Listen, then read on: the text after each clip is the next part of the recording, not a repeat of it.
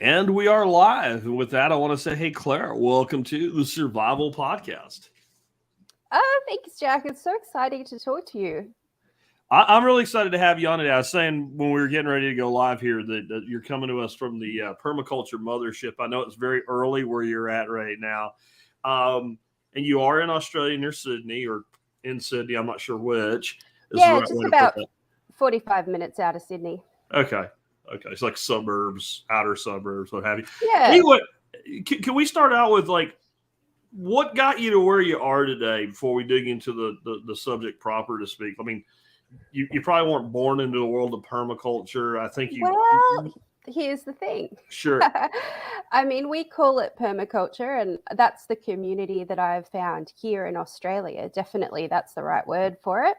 But a lot of it is actually really just what my granddad was doing in Eastern Europe. So I come from the Hungarian-Ukraine border, a little village called Kisvárda.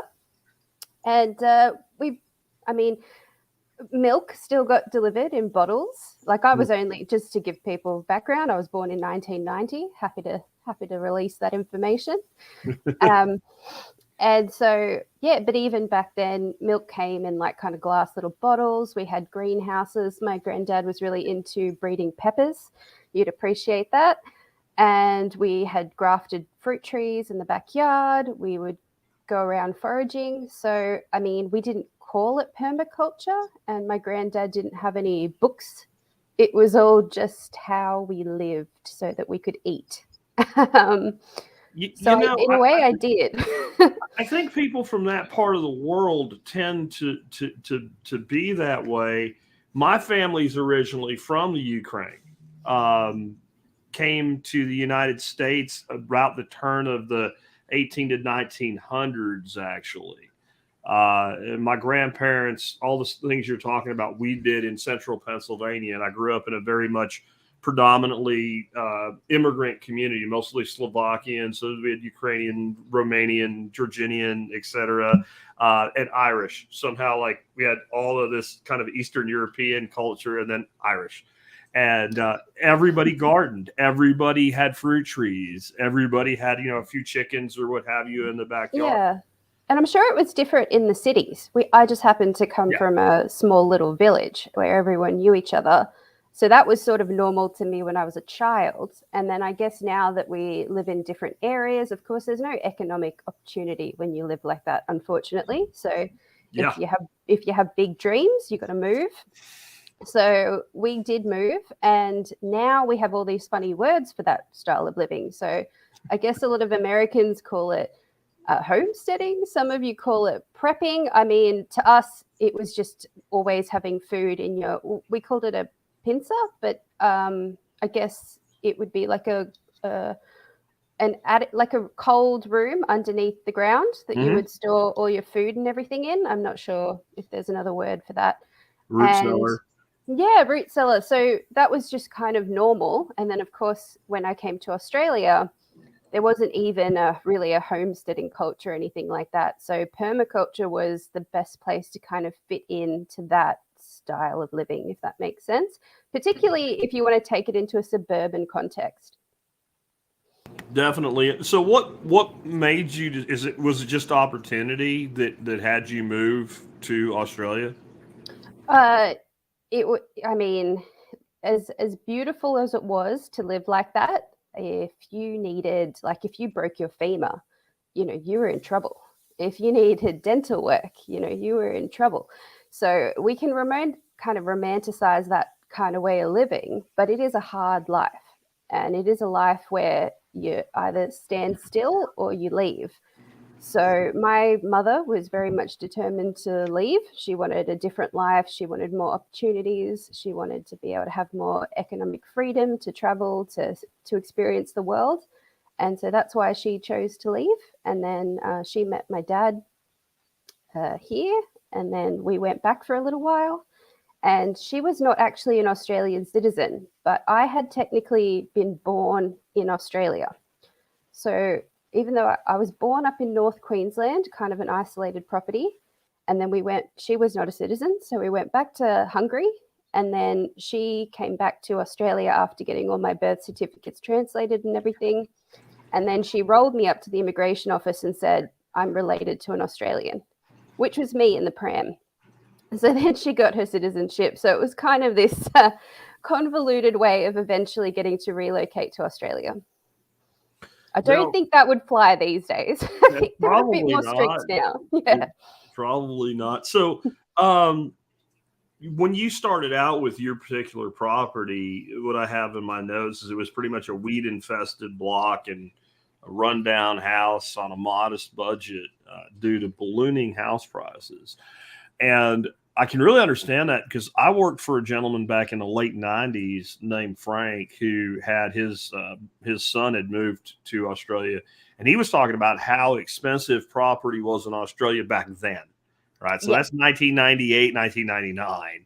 And here we sit in the 20s.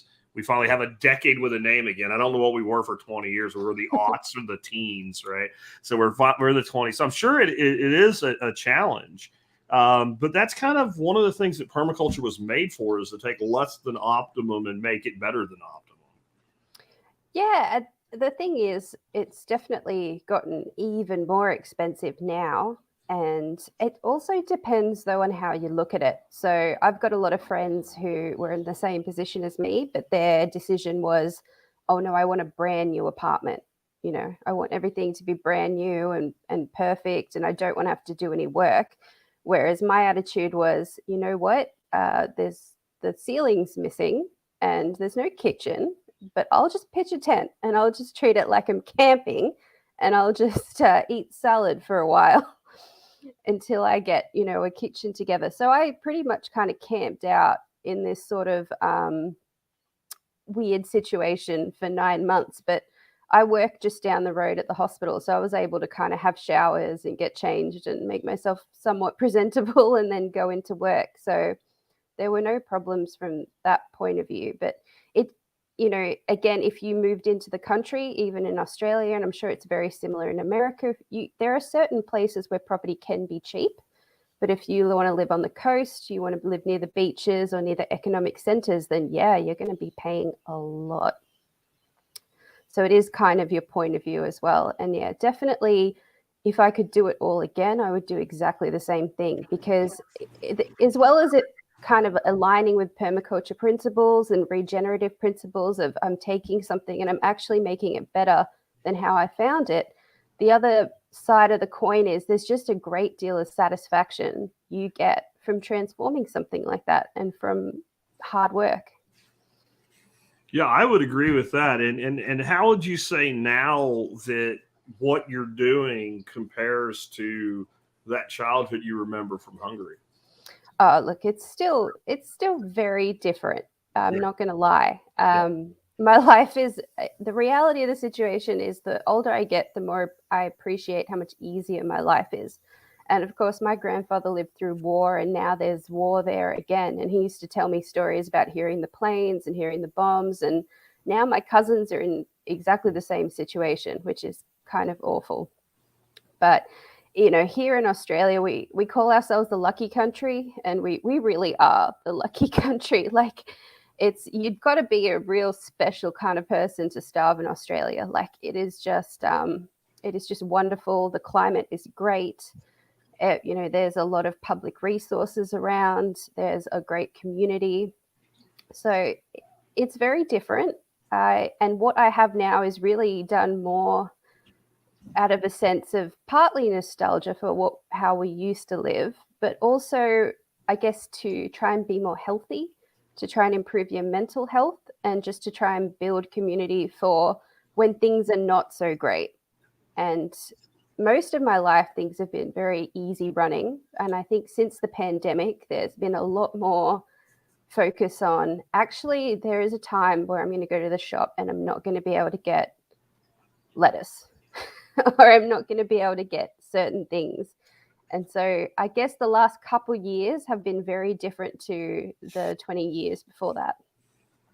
Yeah, I think that I noticed like two extremes with what happened with inventory in the groceries. When the whole pandemic started, was long-term storage dry goods that most people that bought it didn't even know what they were going to do with it. They just did it because it was the thing to do. And then the other thing was like the really fresh things like lettuce and stuff like that. Like the produce section would just look like somebody like my flock of chickens went through it or something. There's pieces thrown around and everything was gone. And it was amazing how many people that kind of looked at the lifestyle that we're talking about today a little bit down the nose, so to say, or not, a little bit weird. Like, oh, that's pretty smart. Like all of a sudden I was getting a lot more questions. I always have from my audience, been doing this 15 years, but like people think, well, like, your family must be all on board with it. My extended family, no. But then all of a sudden, like, well, how do I put a garden in? And do you guys have any extra eggs and stuff like that? Like that went parabolically up. At least at the beginning. Now I'm seeing people already kind of, forgetting what they remembered really, really quick, I guess would be a way to put it. Well, here, I don't know if it's the same in the States, but here, fresh food, the price increases are huge. So during the drought, we had, I think, about a 35% increase in the cost of food on fresh foods, just purely because of drought. So then we had the supply chain disruptions, and now we've got a combination of floods and inflation. So even though the food's available, not many people want to pay for it.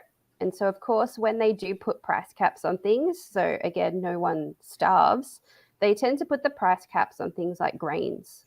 Sure. So flours, grains, things like that, breads, they'll always be cheap.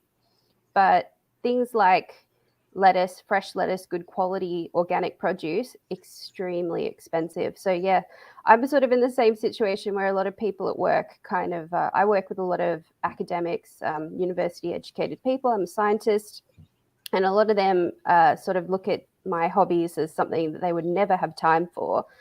And they enjoy it when I kind of bring stuff in for them. But at the moment, it's, oh, how did you grow this? Yeah. You're a scientist, figure it out. It's a plant. You put a seed in the ground and it grows, right? But I'm very much like I'm going to come to your house and we're going to set it up together. Yeah. Like I'm really excited to have more people growing, because we are quite, I think you realize how fragile you are. Like, even though I have this great setup and I've grown food for as long as I can remember, I just had a wallaby come through and just do so much damage. I don't know if you know what a wallaby is. I know what a wallaby is. It's like a little kangaroo. Yeah, absolute plant murderer. Most of the time he's all right, but he's obviously had a bad day and just decided to trample quite a few of my garden beds. So things happen, and the more people around that are growing, the better it is for you, because all those people who now I'm saying, let me help you. Let me help you set that up. It's going to take a couple seconds. I've saved seeds. I've saved about 1,000 seeds from my lettuces. Let me help you with that. Let me clear up a patch for you. And then next time the wallaby or a hailstorm or who knows what wipes out my lettuce collection, I'm going to be knocking on that door. Like, remember how I helped you? Can I have some lettuce? That's definitely something. Whenever I find like a new plant or a new variety or something that I'm like, I want this to be part of my life, I always give away cuttings, seeds, whatever it takes to propagate it all around me. So if I lose what I have, that's, we have this term seed bank, and people think of that as like an ammo can full of seeds or something. I find that to be pointless. Your germination rate's going down, year after year. A seed bank to me is get as many friendlies as you can with as much of what you need, and they're growing it and they're reproducing it and they're saving seed, and you do it locally, then they're building local resilience into those varieties. And then you have this basically like a form of cultural capital existing in your own community. And I've always tried to do that. I'll take some, plant them, because maybe I'll need it back someday. Yeah, so we have a seed bank through Permaculture Central Coast. So we run our local seed bank, and there's another one just a bit down the coast, Lake Macquarie Seed Bank. And we take ownership of that one. And we're very it has to be locally grown seed, and it has to be organic, and it has to be sort of stored in a particular way. And we take that quite seriously. And we've got some amazing volunteers that are in charge of that. They package everything up. They put it all together in a seed bank. And then at meetings, when we hand out the seeds, we say, don't forget, let it go to seed. bring some back for Bring us. some And that's back. how we manage that. So, and that's good because a lot of people sort of, again, think when you say seed bank, they think of, yeah, like I've got a shoebox full of, you know, $3 seeds that I bought from the local hardware, and I've just packed them all up. And I'm just hoping that, you know, when something happens, I'm going to pull out that shoebox and I've got all of these seeds. Of course, you know, that's not how it works in practice. Yeah. Yeah. I think that every person that gets into growing their own food has envy of somebody else who they think has life better and easier because of climate, soil conditions, etc. I think every place in the world has its own unique challenges. Australia is a great place to do permaculture. Like we said earlier, it's the mothership of permaculture. But there's a lot of climate extremes in Australia. There's floods and fires and drought, and I'm very familiar with drought being from Texas. How has that affected you both maybe at the macro level, like you were talking about earlier with supply side, but what about even the backyard permaculture? How do you deal with those challenges? Yeah, so Dorothea McKellar has a poem. I love this sunburnt country, this land of flooding plains, its beauty and its terror, something along those lines. And that's something that gets quoted a lot because we have fires, flooding rains, droughts, a lot of clay, shale, cracked soil. If you're closer to the coast, you've got sandy soil. So there's definitely challenges. The thing that works for us here, where I am along the coast, is I don't really get frost. So that makes life a lot easier. That's one thing I don't have to worry about. It used to always make my family in Europe very jealous. But drought's a big problem.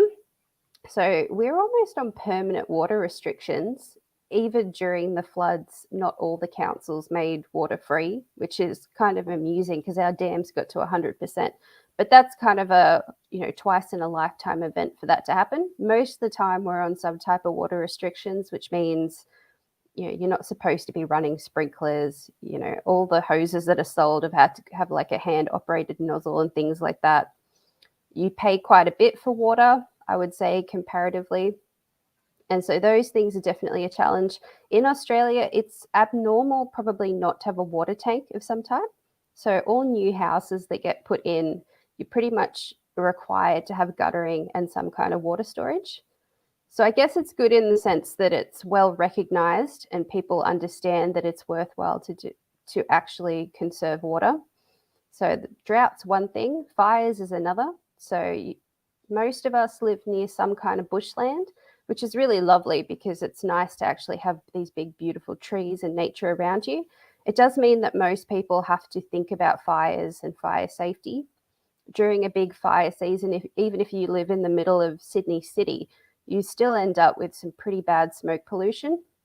So it was sort of ironic that before the pandemic, everyone had already stocked up on P2 masks because we'd just gone through a horrific fire season, and the P2 masks are the one thing that would help you breathe through the smoke because it would actually become an irritant, particularly if you're someone who has asthma or something like that, children in particular, few people that are quite vulnerable to those particulates that are in the air. I guess as well as that, it's very unpredictable weather patterns. So you can go from 20 degrees one day to 30 degrees the next day. That's in Celsius, sorry, I don't know Fahrenheit. And all those kind of things do throw up challenges. Most times the kind of like deciduous plants struggle to know what season it is. So like this year, I had gladioli shoot up in the middle of winter. And I was like, what are you doing? So it's interesting, but I would say I still consider it to be an advantageous climate in the sense that, again, people are used to conserving water. We have the infrastructure to be able to conserve water well. And also we're used to fires. So most people understand basic fire safety, clean out your gutters, rake up the leaves, pay attention to the alerts, and pack your car if you've got to leave. So yeah, I mean, there's good and bad bits to it. I wouldn't move. I don't tend to be a grass is greener kind of person. I always think I would rather just water my grass. Oh, I've lost sound for you, Jack. I had There we go. jets flying out here, so I had the mute button and forgot about it. And, I was going to say, one of the big advantages at the suburban urban scale with water is that it makes, if you're doing water collection or even if you're using well or grid water, irrigation a lot more feasible than trying to do it broad scale. It also makes water efficiency as far as mulching and shade. Like if you're full shade, a lot of things won't grow, but timing your shade so you have morning and afternoon sun, but late day shade, things like that are a lot easier to do. There's a lot of areas in a standard backyard just based on infrastructure, adjoining properties, et cetera, that create these little microclimates and all, where you can be very water wise in if you design it right. I would say that can be a disadvantage and an advantage. Like I've noticed in a lot of new developments where they're built on floodplains and they've made the mistake of cutting all the trees down and they've concreted everything. Those things have become what we call heat sinks. Yeah. Of course, now the government's catching on to that and they're trying to fix it. But once you've cut all the trees down, it's very difficult to fix that problem. So they're bringing in all sorts of rules about people having to change their dark roofs to white roofs and, but they're just playing catch up. The problem's already there. They've cut down the trees. They've created the heat sink. Yeah. So that's a problem in some areas. In terms of what you're saying about shade, I don't know if you've got a lot of experience with eucalypts, Jack, but they're actually very well adapted to that sort of environment. And I wonder whether they would be good in Texas as well, because they're very drought tolerant and they've got these sort of thin leaves. So even though they are an upper canopy plant, they don't behave in the way that most rainforest upper canopy plants would behave, in the sense they don't block out the light. They have these thin leaves that allow some of the light through. So even though you could have a canopy of eucalypts above you, you're still not in full shade. And that can be really advantageous to gardening in a hot climate. And then in winter, because the canopy is high, when the sun comes lower, it still lets quite a lot of sun through in winter, but protects you from the harshest rays in the middle of sun in summer. So it's quite an interesting tree that way. And I really love having them around. I've never seen them in Texas. I don't know how they would do here. We use trees that are very similar in that performance style, but they're totally different. Like we use mesquites, which are thorny, and we use locust, which is thorny, but they have that fern-like leaf structure. So like you're saying, they let that dappled shade in.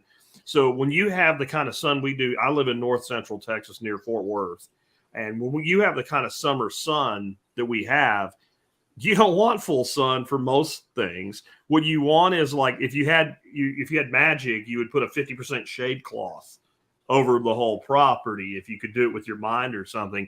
And those fern-like leaves, that's about what they end up doing, is letting about half the light through. And, in my climate, that's plenty. Now, where I grew up in Pennsylvania, you wanted full sun for most of the growing season.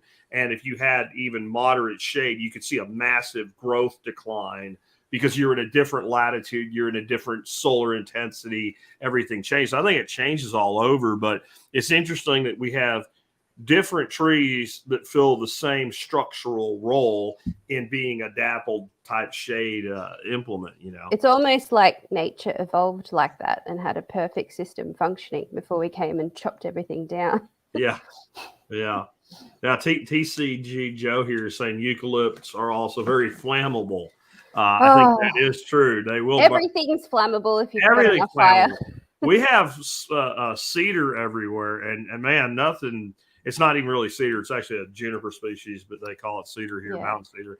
That stuff burns hot, and it's crazy how fast it'll go once it gets going. Our native bush is actually designed to burn. So even though they're flammable in terms of the eucalyptus oil in the leaves, the actual internal structure doesn't burn if it isn't an extreme fire. So for tens of thousands of years, I don't even know how long, the local Aboriginal people were doing cold burns. So what they would actually go through with their bush sticks and you could probably see videos of it if you look it up online, and they would burn parts of the forest, and that would actually increase germination. It would also, when you do a slow cold burn, it also helps all the animals to get out as well, and that will kind of funnel them into certain areas. And so they would maintain that system, and I couldn't tell you how they came up with that idea, but in actual fact, that's what we're trying to do now. So our government is actually trying to mimic that by doing controlled burns in the off season, so that when we do get to the hot summer, we don't get these firestorms, because once you've got a firestorm, that's no longer the natural burn that the trees are used to. That becomes this horrific, destructive thing. But if you can just do a cold burn, that actually ends up really benefiting the environment. So you've also been you've set up a group, a local permaculture group. And can you talk a little bit about what that's like to run a local group of people that are permaculture enthusiasts? Yeah, so I didn't set it up. Luckily, they were already operating before I got here, which is fantastic. We're really lucky that we've got quite a few permaculture educators that already exist, because actually being the home of permaculture, it was actually taught in TAFE, and if you did horticulture or something like that in TAFE, you would actually learn a little bit about permaculture. And we also had individual permaculture courses that you could do. Sorry, I should say TAFE is like a technical college. So that's the word for that. And yeah, so they had already set up. I just came, put my hand up, decided to volunteer. And since then, we've made quite a few changes. So previously, kind of met up in the dark and did these kind of formal courses. What we've changed to now since the pandemic is we're going around to different community gardens and we're meeting outside in the sun. People with young families, younger people with kids and things like that are participating a lot more now, which has been really lovely. And we just go through, we do different talks. So we'll talk about seed saving, propagation, how to fill up our seed bank, how to create a pond, all sorts of interesting things. And it's been just really fantastic. It's just really great to, I guess I've got a few different worlds that I live in, because of course I've got my work, which is a very technical, scientific sort of crowd. Then I've got my friends who are all kind of millennial women. And then now I've got my permaculture group. So there's only 1 out of 3 of those that want to listen to me talk about plants nonstop for hours. And that's the permaculture group. So it's been really fantastic having them there. It's also just a really great resource. So we have a share table, and basically whatever you have in surplus, you bring in, whatever other people have in surplus, and we can change. And we've also got several produce shares around the area. So it's just a really great way to share surplus and get something back in exchange. You've brought the pandemic up a few times. So what's daily life like in relationship to? I find it varies widely by country and area and region. Here in Texas, we pretty much went back to our lives about 60 days into it and said the rest of the world can do what it wants. The United States didn't do that. It was Texas and Florida did that. If I want to go set up an event or do something right now or meet indoors, or I can do whatever I want. Are you getting back to that level of normalcy yet in Australia? We've definitely gotten back to that. And yeah, like you said, there's just slight cope from what I can tell listening to other people or speaking to other. I try and always get my information from actual people and not the internet, because I find that's a little bit idea. Yeah, it's a little bit easier. And based on different people's experience, there's similarities and there's differences. I would say where I am, which is not in a major city, it was pretty relaxed. Like Australians weren't particularly big fans of masking. So that never lasted very long. There were only really short periods of that. There was kind of like a couple of weeks where the government went a bit mental and tried to bring in all these weird rules about checking vaccination certificates and things like that. And of course, we didn't really want any part of that. So we decided as well, we've got quite a few older members who do have quite bad immune systems. And when there were quite a lot of different flus going around, we did want to make sure that they were safe as well, or at least that we weren't the ones responsible for infecting them. So we just decided that, yeah, moving outdoors in the sun, it suits us better in terms of what we do as a group to be in a community garden. And it also just happened to work better when we were at the height of restrictions, that there was that kind of reassurance that all through the pandemic in Australia, being outdoors in the sunlight was fine. Excellent. That makes it's common sense. You also have a big passion for mushroom cultivation. Can you talk about that a bit? Yeah, I feel like mushroom cultivation, saying that you have a passion for it, I don't think you can be on the fence. I think either you don't do it or you're obsessed. And I'm definitely in the obsessed category. Mushrooms, when you start going down that mushroom rabbit hole, it's very hard to drag yourself back out, because the more you learn about mushrooms, the more you realize how amazing they are and how underrated they are kind of day to day. So one of the best things, though, the reason I came into it was I was watching this program on the news, and they were talking about how there was this girl in Africa, in sort of a, I think it was South Africa, I'd be wrong, but in certainly a lower economic region where people often lived 5 to a house. No one really had a backyard. They had kind of basic shelter and housing.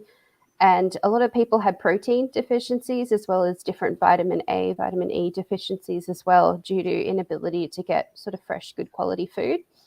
And one of the solutions that she came up with when she was researching this and thinking of how she could help her community was mushrooms, because mushrooms have quite a great amount of nutrients, micronutrients as well as macronutrients. They've got a decent amount of protein, carbohydrates, all these different types of vitamins. If you actually manage to grow them out in the sun, they're a fantastic source of vitamin D as well, which is quite rare. And what she was doing was just collecting waste products from different cafes, different restaurants. And yeah, using the waste products, she was able to get people to just grow mushrooms under their sink or in a bucket in their house. And it was just this really cheap, easy source of food. And when I saw that, I was like, why isn't everybody doing that? You can grow food from waste. This is actually amazing. And not just any food, really high quality food. So I just never turned back, and I've just been growing different types of mushrooms since then, and trying to spawn the mushroom love to everyone who I can. So I've been running little workshops, which I just do for free. But then I also encourage people to bring along some money to purchase the different spawn varieties. And that means that I can sort of justify spending a bit more money getting these different kind of exotic different strains that I like. Are you primarily growing indoors with your mushrooms? I mean, I have gone out of my way because I like to do things the easiest, least amount of work input way possible. And I have done everything I can to try to find a variety of mushrooms that I can establish on my property in this climate. And the answer is no. It's just pretty much what it is. I can grow mushrooms indoors. I have, and it's frustrating because I did grow up in central Pennsylvania where like no one would grow a mushroom. You just had different times of year that you went in the forest and picked different mushrooms. Or mushrooms everywhere, mushrooms in the yard, mushrooms at the high school football field, like mushrooms. Yeah. So have you determined anything that does well for you in an outdoor climate, or are you pretty much an indoor grower? No, so I'm on the edge of the bush. So I actually back onto area that is filled with mushrooms. Many mushroom foragers go out there in the summer, and sort of got a problem where as soon as I find a patch, someone else finds it. So I've got to kind of find a solution to that. But yes, in terms of, I'm not sure exactly what your climate is, but I think I've heard you say that you're on rock. I'm on rock, and it's extremely dry and extremely hot. That's not so obviously friendly. That's the enemy of mushrooms. Yeah. Hot, dry rock, not good. I'm sure in some of your raised beds, though, you would probably notice quite a lot of mycelium, because any good quality compost and soil is going to have mycelium. Fungus plays an important role in breaking that down. So if you wanted to take a bed that you know you're going to be irrigating and that has quite a good compost, amount in it, or even if you have an in situ composting system where you might put a few coffee grounds and stuff like that, that would be a good place to seed with something like King Strophoria. So they would quite happily grow alongside your vegetables, and they wouldn't be taking any nutrients. They would actually be helping. In terms of something like a shiitake log, now you could still manage that, but you would have to think about how you provide them with a bit of shade and moisture. So I think you said you might have some greenhouses where you have hydroponics. Yep. So somewhere like that, well, there you go. That's going to be quite a humid environment. So if you did want to do some shiitake logs, you could stack them up in your greenhouse, and they will live off that natural humidity. When you want them to fruit, like if you want to force fruiting, soak them in the water. They won't upset your fish or anything like that. I do that the same thing with my fish ponds. Soak them in the water for a couple of days, pull them out, smash them on the ground, prop them back up. that'll cause them to fruit if you've got a big event and you want to have shiitake for it. I do mostly grow my more exotic varieties indoors because, well, one, they're really pretty to look at. So I like seeing them there on my kitchen bench. It also means that I'm guaranteed a yield because my kitchen is naturally fluctuating in, it just so happens, the exact right temperatures that the mushrooms love. So we're fluctuating between like 80 and 25 degrees. We've got fluctuations in humidity. That just happens to be the perfect environment for a mushroom. Your bathroom or your laundry would be a similar situation. And so I just use, I don't know if I have a bucket handy. Here we go. I just use 2-liter buckets like this, and I stack them up and down. And you can see this one's about to fruit. So I just stack those up in my kitchen, and I've just got a constant source of mushrooms that way. So if it's going to be, I don't eat meat. I'm a vegetarian. So for me, mushrooms are a constant part of my diet as a meat alternative. So for me, it's just having that constant source of food. I could see definitely growing the hell out of mushrooms if I didn't eat meat because, well, I'm not going to not eat meat. We won't go there, but it is. Well, I eat a lot of eggs. That is the thing that well. can stand in well, in my opinion, especially things like shiitakes, like big beautiful portobellos, like oyster mushrooms. Like they are great stand-ins for that. If I was trying to make a meal and fill that role, that I would go there before I went to tofu or something like that.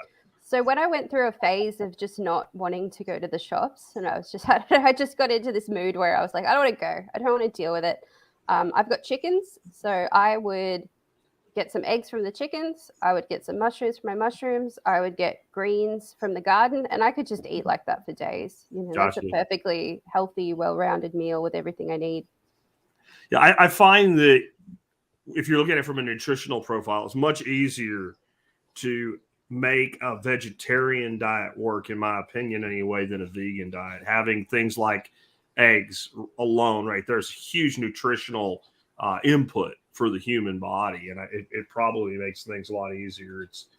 I could live that way if I had to. I'm not going to live without Andy. Like, you can't take cheese and eggs away from me. I'm sorry. I'm not going there. No way.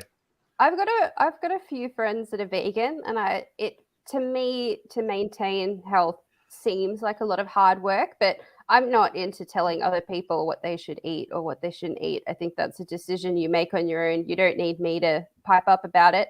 But I will say that my friends who are vegan, when they see how my chickens live, they're like, oh, I'll eat those eggs. I'm like, yeah, because my chickens have a better life than people in Eastern Europe right now. Yeah, that's something that I generally agree with, not the nutritional, but the ethical reasoning of the average vegan for their decision. There's a nutritional reason that some make, and another is an ethical decision. And when you look at a CAFO, or a chicken farm, which I would just say it's a CAFO for chickens, right? No, I understand. That's why I generally don't eat food that comes from that system. You know, I buy beef from a guy that's a mile down the road. I raise my own ducks and chickens and what have you. And we're way comfortable with that system because no one sees it, right? If you saw it, you might not be so comfortable with it. And they go out of their way to make sure that in general people don't see it. You know, I'm sure it's similar in America because I've got a few American friends that I've spoken to who say that, you know, agriculture has a huge amount of control in terms of the government and regulation. These massive big companies. It's the same in Australia. There are actually rules about not being able to go near people's farms or not publishing the location of farms now. That's actually illegal because that is what was happening. People were actually going to the farms with a camera and saying, this is where your food's coming from. And that caused so much negative publicity that they've actually put in laws to ban you from seeing where your food comes from, which when you think about it is just crazy. And of course, anytime you've seen a chicken, like I have to say, if you know, I think Australian beef is raised pretty well. We just happen to have a lot of land, and they've got a pretty good setup. But chickens, oh my goodness! If you've seen where your chicken meat comes from, same. It's just disgraceful. So one of the things they've done here is on very rare occasions, you'll see a truckload of chickens driving down the road, and it's just awful looking where they're going to be processed. And generally those trucks roll about 3:00 in the morning. So they hide even the transport where they have to be transported from one point to another for processing, because it's just stacks and stacks and stacks of these birds just defecating on each other. And they're sick. horrible. They're sick animals. That's what I think is the worst part. And they're grown way too fast under terrible conditions. Beef, I would say, in this country is produced very ethically up until it's finished. When they send those animals to put weight on and finish them at these CAFOs, especially the large ones, that's where it all goes wrong. And so if you can find beef that you're buying from a local person that doesn't go through that process here, you've got very ethically raised beef. Yeah. Here it's very much the same as well. And, when they do fatten them up, that's what's not good for you anyway. So you're just skipping the part that's bad for your health. And it's the way they're fattening. They're cramming them full of grain and soy and corn. And then we're cramming massive amounts of phytoestrogen into this animal's fat. And, you could just take a little longer. And I just did a show yesterday with Texas Slim on this. You take longer and finish them on grass, and you get all the flavor you'd want from fat, but you get a healthy animal that's not inflammatory. It doesn't have its omega-3, omega-6 ratios just jacked up sideways. Kangaroo meat is also a meat that's quite good for you in terms of nobody can really farm them. Yeah. They can jump over any fence. So instead of being farmed, they're usually culled. So when their population gets a bit too high, they go out, they shoot the big ones, the big males, the older males. And then that is actually and they look at this meat and they go, well, why are all these health profiles so amazing and high? And why is it so high in protein? Why is it so good for you? It's because the animal lived naturally. The animal lived naturally. We didn't interfere with it. And it's y'all's venison, basically. It's we have white-tailed deer. You guys have kangaroos. And they're actually I've had kangaroo meat, and it's very similar to venison. I would say it's a little lighter. I guess is a way to put it. It's a little lighter in color. It's not quite as red, very red, but not as red, and it's a little leaner. I think it's pretty good. I won't turn it down. You're also a beekeeper. Can you kind of talk a little bit about that? I think it's a very good option for people in smaller properties, because bees will go find their stuff 2 miles out. Yeah, well, actually, I'm not anymore. The lovely government decided that they would have to kill my bees because we had a varroa mite outbreak. So, unfortunately, in my area, all of the bees have been destroyed. I don't know how long they're going to keep that up for. Certainly when I had the bees, it was definitely fantastic. It's great to have bees in an urban environment. They're definitely really good for pollination. Since my bees were taken away, I've noticed a big drop in pollination, and it's causing a bit of a nightmare for me and other people in the permaculture group, because we're all seed savers. So we're all kind of having to go out there with a paintbrush and a cup now to try and pollinate everything. The upside to this is Australian native bees are still fine. So I will probably invest in some of those. So sugar bag bees, Australian native stingless bees. You don't get as much honey, but the pollination rates are actually much higher.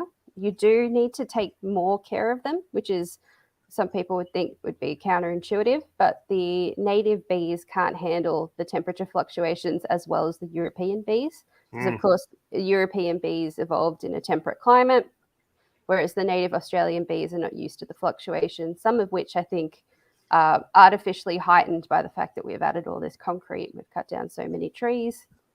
So you've got to do a bit more work in insulating their habitat and just checking up on their temperature and things like that. But unfortunately, that's pretty much where that's at. I don't know if that's sort of made the headlines or anything like that. Probably not. But there's certainly a lot of very angry beekeepers where I live. It's always the government's solution that we're going to save a thing by getting rid of it. it boggles the mind. It's why I'm an anarchist. I'll just leave it at that. Yeah, I mean, we have the DPI, which is the Department of Primary Industries, and I always just call them the Department of Poisoning Everything, because that's the solution to everything, is just poison all the time. And I'm like, wow, okay, good job, guys. We've had issues with the mites here, as Renegade Butcher's saying in the comments there.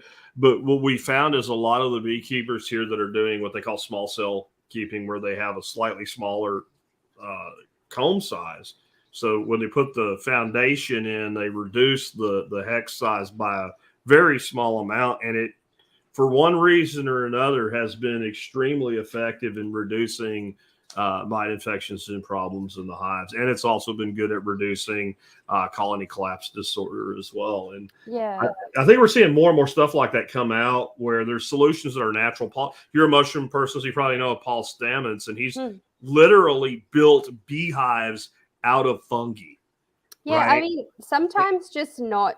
It's an interesting situation, because I do believe that when you've got a native animal, and it is worthwhile to protect that from foreign disease, to slowly introduce foreign diseases, to give it a chance, because you can have native populations wiped out by foreign disease. But when you've got two introduced species, it's a little bit like, what are we doing? They're both introduced species. They've both got a competitive advantages. Surely we can work out a way for them to adjust to each other. So like you were saying, the small hex size, also we've got a lot of natural beekeepers in our beekeeping group, where they let the bees determine their own hex size. So it's very much creating an environment that is most close to what they would naturally do. Kind of like a top bar situation or something like that. But for me, I've always had vented bottom boards with diatomaceous earth in the bottom. So that is actually really good for preventing hive beetle, but it also helps the bees to naturally get rid of their own varroa mite infection as well. So that was how I would deal with pests for my bees, was just having a vented mesh bottom board with diatomaceous earth in the bottom. And I use the diatomaceous earth for the chickens as well. So once that diatomaceous earth fills up with hive beetle and things like that, I chuck it straight out into the chicken coop, and then they get to eat the bugs, and the diatomaceous earth dries up their coop a little bit as well. Helps them with mites too. No, we were already talking about the fact that you're a vegetarian, so you're not eating meat. So I know you're not eating rabbits, but you keep them. And I've heard from a lot of people that keep rabbits, that do keep them for meat, that even if they didn't have them for meat, they would keep them for fertility alone. Oh, okay. I always say this to people who they want to have some kind of animal system in order to get compost. And they often look to things like chickens and quails. And I love chickens and quails, don't get me wrong. But in terms of if your output that you're actually looking for is compost, I've never seen anything that creates compost like a rabbit. Like every day I am taking out massive litter trays full of nitrogen, potassium, everything. I've actually got a post on Facebook. Did you want me to have a look if I can? I've actually got the statistics because it's come up in our group so many times. I actually did research it. So let me have a look here. As to what they produce. As to what the actual different requirements ratio is. And I know one of the really cool things about it is that you can use it. You don't have to compost it. You can put it straight onto a garden bed. And that's pretty unique in the world of manures. It's, they call it hot manure, and you don't want to use straight on chicken or cow or anything like that. Now I'll tell you, my ducks, they go wherever they want to, and it doesn't mess nothing up. But that's a big difference between putting it somewhere and having it spread out. So I've got it here. So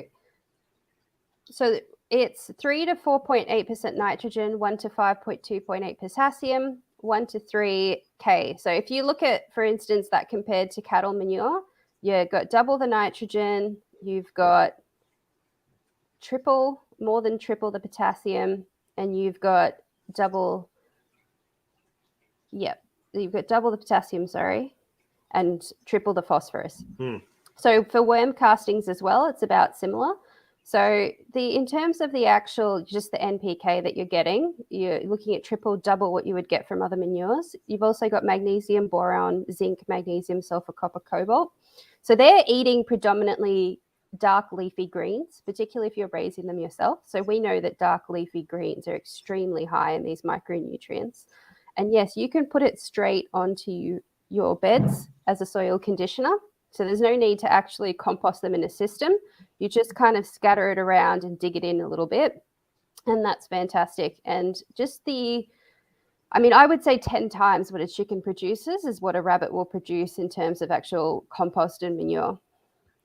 One real great thing about them, you mentioned they eat a lot of dark leafy greens, is they're one of the backyard livestock that you can pretty much feed off your own production 100%. I don't necessarily recommend people do that. I think having a good quality like rabbit pellet or something that can be fed to them to make sure they're never put to the point of being too hungry is a good idea. But we've had our expert council member Nick Ferguson on talk repeatedly about using fodder trees like willow and white mulberry, good lawn, and a bagging lawnmower. And you can feed bunnies because I have rabbits here. I don't have any in cages, but I have cottontails. As long as they're smart enough to stay close enough to the fence to get through before the dogs get them, they do just fine here. And it's not an easy environment. Yeah. So if they can live here on their own, then what's here can feed them, if that makes sense. They can live just about anywhere on their own. So there's rabbits in the desert and there's rabbits in Siberia. Yep. So long as you're not, I think with any system, and this is very much comes back to sort of the permaculture thinking, is the more that you control it. So the more that you're taking that animal out of nature and putting it in an artificial environment, the harder it is for you to keep that animal healthy. Correct. Whereas if you've got an indoor pet rabbit, you need to put effort in. You've got to look, it needs 80% hay, it needs 10% this. You've got to actually put a bit of effort in. You've got to cut its claws, you've got to feed it.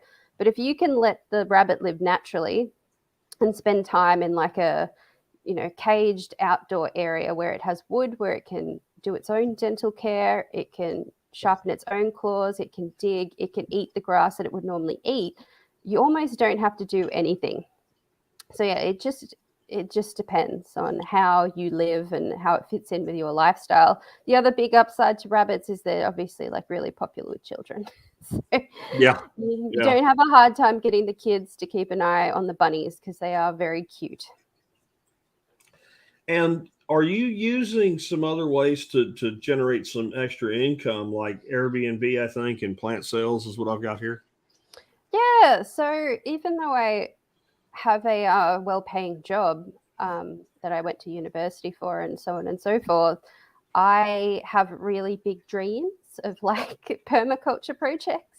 So I have so many things that I want to do. I've renovated this whole house. I've added a story to it. I've changed the whole block. And now I really want a sort of passive outdoor greenhouse where I want it like an outdoor bathroom with some wicking beds and some kind of ponds. Anyway, look, the crux of the matter is all of these ideas cost money, quite a bit of money. So in order to sort of supplement my income, and I guess a functioning kind of home economics, where in Australia and probably in most places in the world these days, your property is the most expensive thing that you own. It's the asset that you're putting the most money in. It's what you're paying for. So it makes sense that you would want that asset to give you something in return other than the 8 hours you spend sleeping on your pillow.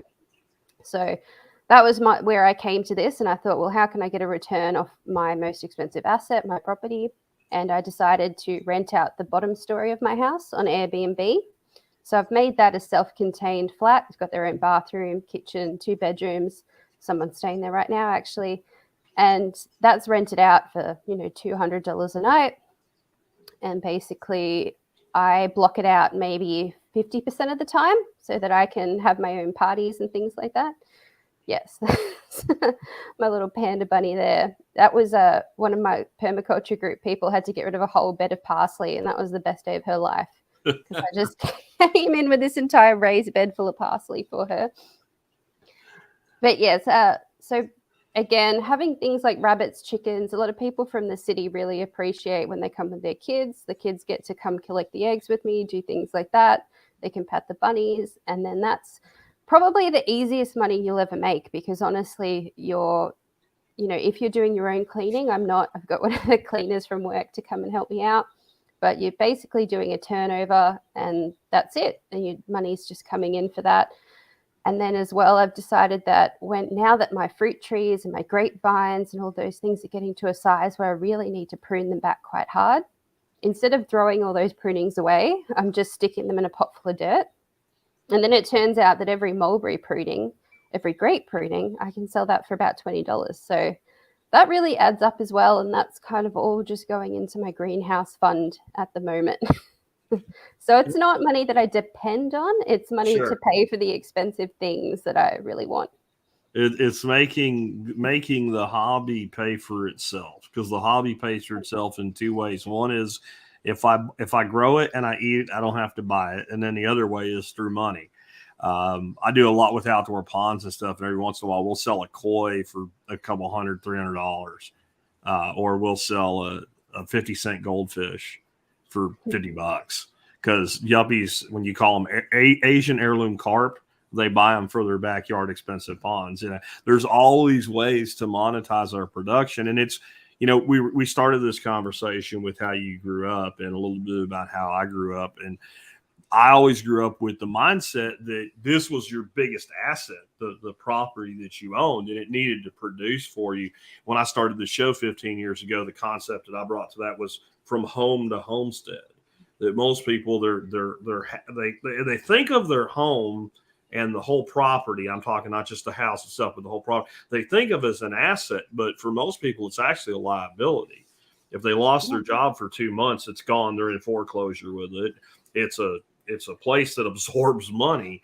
And our ancestors didn't think that way. They thought from a standpoint of, I've got this amazing thing, even if it was relatively small, and what can it do and what can it produce for me? And they made it productive. I mean, I know my grandparents did. I mean, it was everybody around us that grew up, they made it productive because it was what you had. It's weird because the economic system still recognizes that. So you pay per square meter.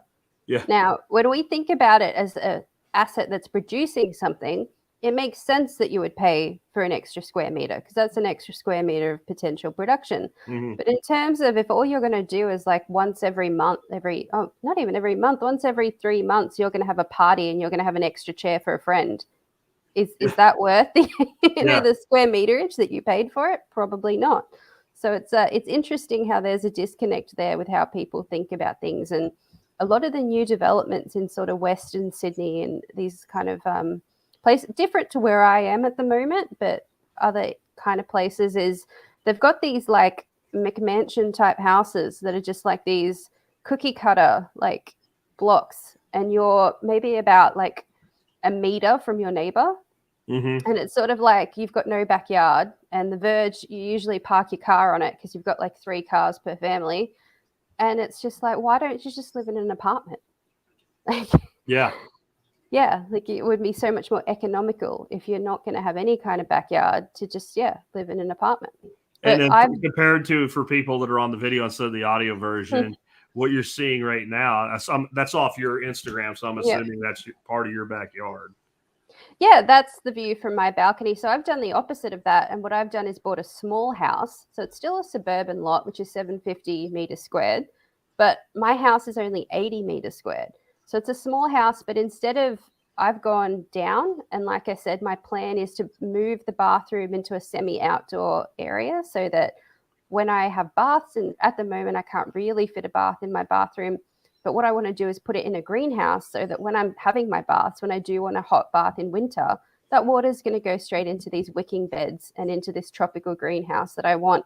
So I'm just trying to be clever with the space that I actually need so that I do have this beautiful big backyard. So tell us about, and we'll finish up with this because you have it, your upcoming dream project. What is the dream for this passive solar greenhouse extension? Yeah, so my current climate is warm temperate, which is a fantastic climate to grow in. However, things like vanilla bean, chocolate, some sapotes, kind of those more exotic tropicals, I can't grow outdoors. I would need to do it in a greenhouse. So I've got this area at the back of my property that was this weird little alleyway. And so we've had quite a bit of rain. We've had La Nina weather pattern down here. And I'm on clay shale, so clay and rock, which in the drought I couldn't touch. But when we had this epic amount of rain come through, I've got it with my dad and my brother. We've got an excavator and we've just cut out a little bit of that slope. And then that then backs onto my brick house, so brick concrete roof tile.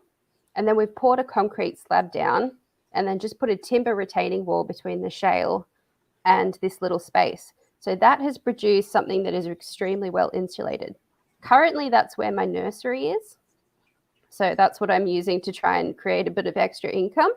But eventually what I want to do is extend my roof out with some greenhouse material, close that area in order to get some privacy so my neighbors are not forced to watch me in the bath. I'm going to just try and put a canopy in, or maybe put some bamboo, or even just have some devil's ivy growing up on the ceiling, so that it basically, I'm trying to create a tropical microclimate. And then I'm going to have these wicking beds. So at the moment, all of my water from my roof is flowing to the top point of my house. And then I've got this graveled area with some lemongrass and some rushes and some reeds. And I'm treating that like a grey water system. I'm also just manually running my washing machine water out there that way as well.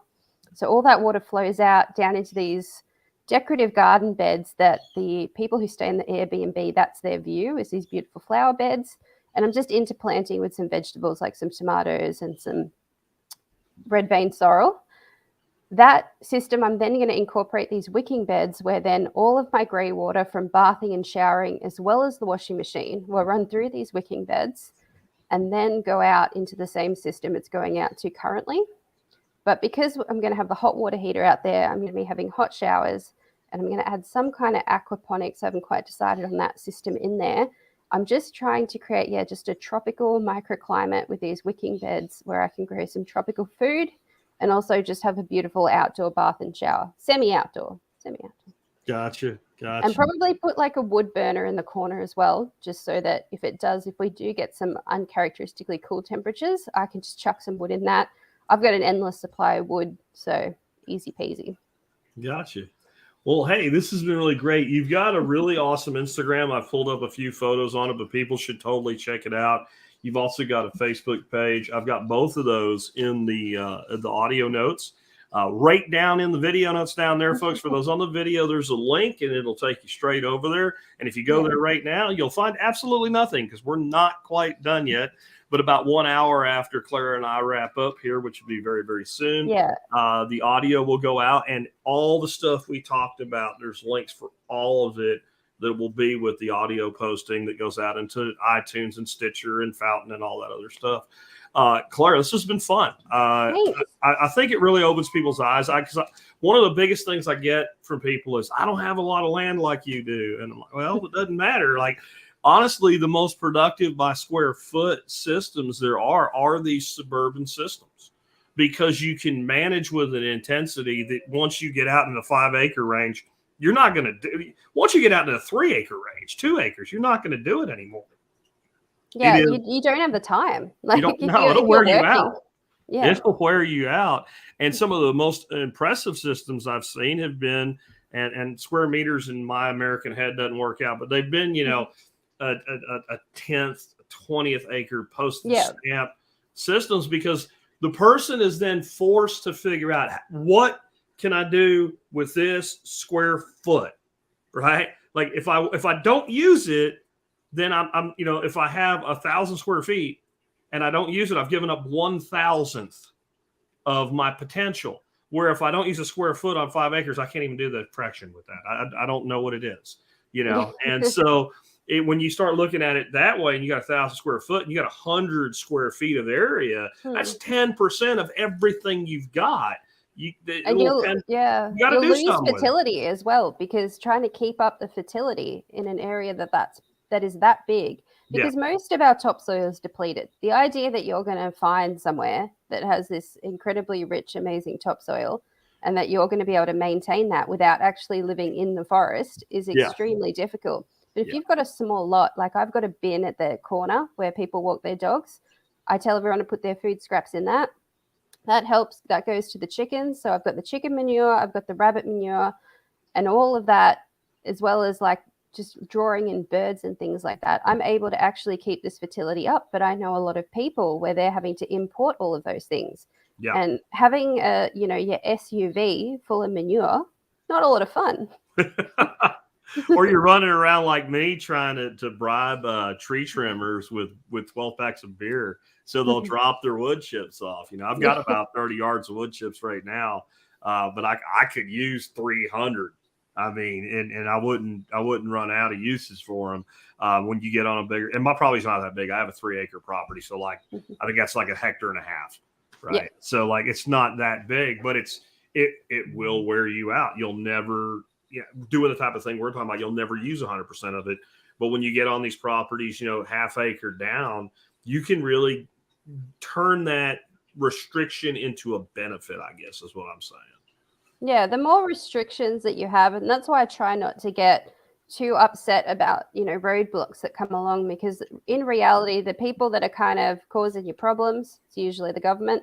Yeah. They're actually just kind of making you be smarter, making you think, because that is life. If it isn't something that's artificially happening, like I said, a hailstorm, a fire, a flood, things come up. And the more you're used to dealing with restrictions, the more resilient your design becomes, the more redundancies you have built in. Yeah, one of the best quotes that I ever heard come out of Jeff Lawton's mouth was that the more restrictions upon the design, the more elegant the final design is if the designer is up to the task. And that's kind of what we're talking about. There's multiples of restrictions. A mountain's a restriction. Government code is a restriction. And it's either how do I design around it or not let them know that I've ignored it. I mean, both of those are great design tactics. You can't have chickens. They're not chickens. They're pets. And that's where building community is really important when you are dealing with a lot of restrictions, because again, if the more people you have connections with, the most people that know you, the more people that like you, the more people you have to help you with these problems, and the less likely you're going to get complaints and have issues. And it's just a better way. It's just a happier way to live. If you give your neighbor a 6 eggs a week, they probably won't complain about your chickens, right? I just say, oh, what is that cockatoo that's been making noise in the morning? Yeah. It's a cockatoo, I think. Okay, goodbye. Cockatoo. Anyway, hey, this has been great, Claire. I really appreciate it. Again, we will have all the links and what have you in the show notes. It'll go about an hour from now. And thank you for being with us today. Thank you for getting up early to be with us. I know that's all right. You're on a different time.